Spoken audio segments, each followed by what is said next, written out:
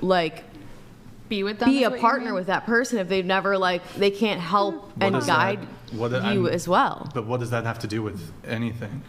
Because she's saying that the life experience isn't on the same level, they haven't been through the same, so she's wondering. So you just want someone who's not gonna, if you will be able to connect or something. Just help be a partner through life. What does the baggage have to do with somebody's capacity to be a partner?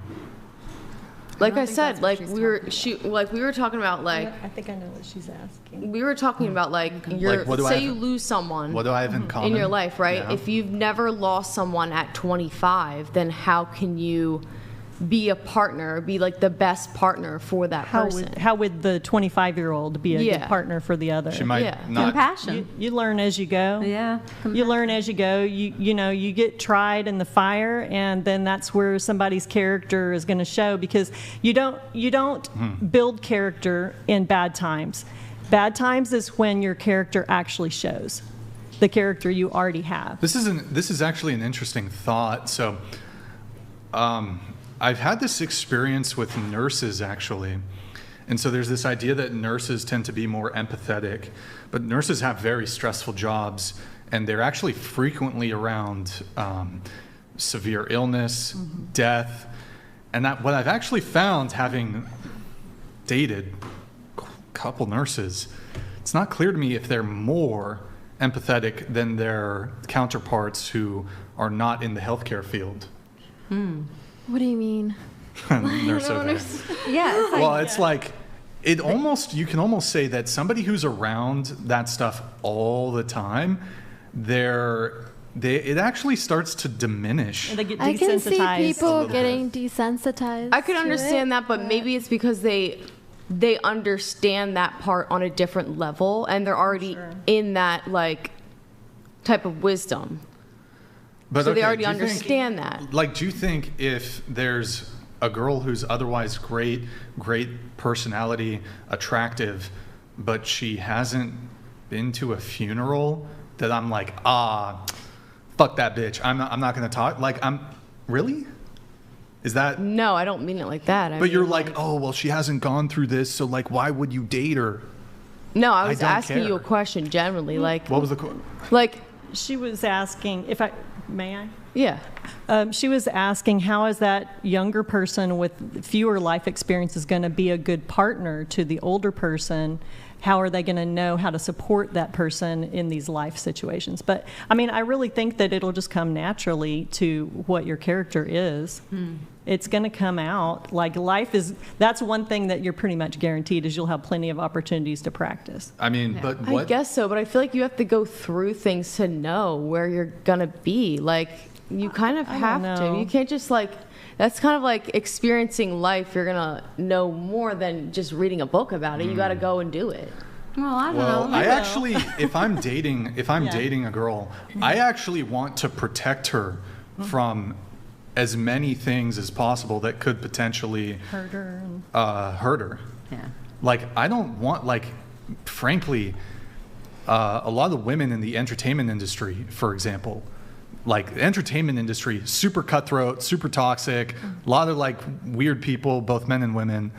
And what I found in terms of women in the entertainment industry, which is actually why I've never dated a content creator or anything. I date quote unquote normal girls.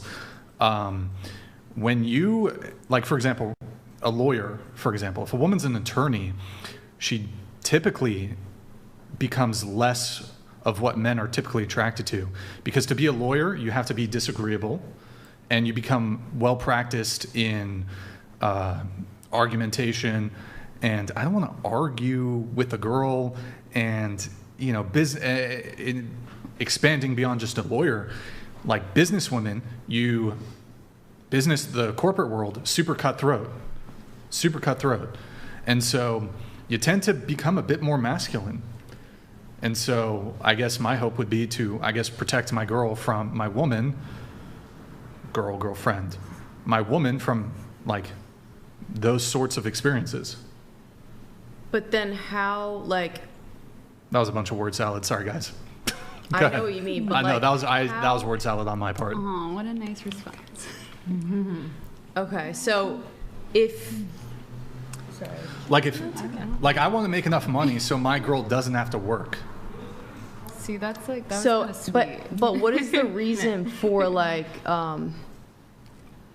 why wouldn't you want someone to have like their own stance on something? Like, why would you want someone not to be argumentative? Because like, what is that? So a lot of men, and especially with my work, so my work's very challenging. I'm not even just talking about the podcast. Most of the stress related to this show is actually stuff that goes on behind the scenes. Andrew can actually attest to this. Recently, we're not going to talk about it, but some like there's always bogus nonsense going on behind the scenes. Andrew, do you know what I'm talking about? Yeah, just like major headache stuff. And so I'm already out in the world trying to combat with the world through my career, through my job. I don't want to have to contend with my partner. I want my partner to be peace, to bring me peace. And actually, like, I don't want to like get into debates and argue with girls, even though it's kind of like what I do on this podcast. If I'm dating somebody, I'm not arguing. I just want it to be chill. I don't like to argue any of that stuff. But who's conceding then? Because I feel like someone's compromising that in that situation. Yeah, that's well, so I actually will agree with you here and give you an olive branch. I do think that there would be a concession, and that is submission of the woman. That's where I disagree then.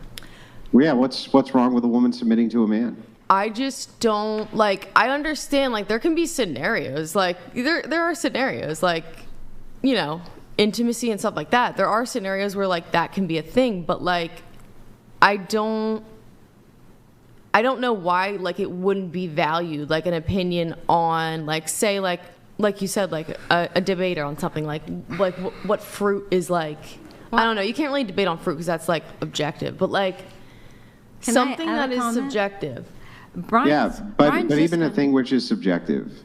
So from the context that I'm looking at it at, I don't believe that there's any two consciousness which exist. Consciousnesses.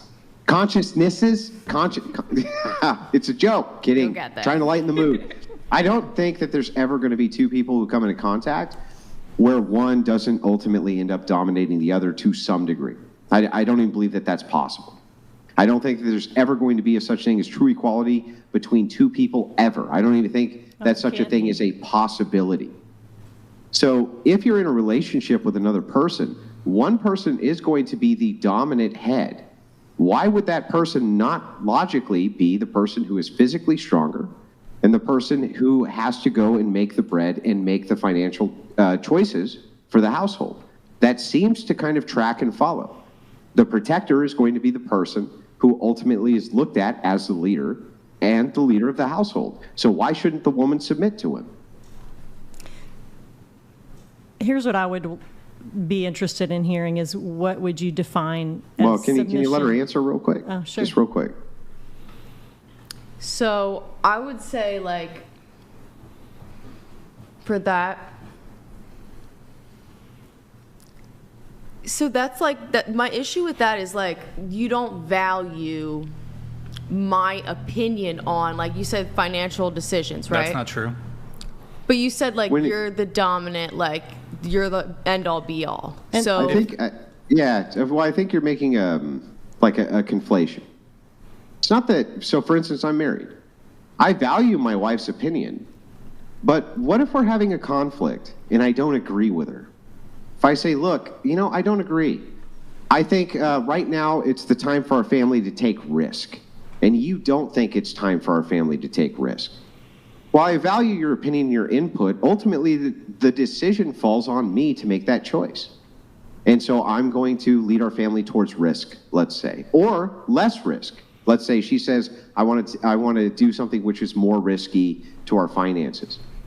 Ultimately, that falls on me to make that choice. There's only going to ever be one person who is the head, whether it's the woman or the man. I just think that it seems to be preferable that the man is the head. Women seem to prefer it, and men seem to prefer it. So you're saying like if you guys have a disagreement, you're the end decision? Of course. That's why I wanted to know how you define submission, because I do have a thought I'd like to share, but I'd like to hear your definition of it first so I know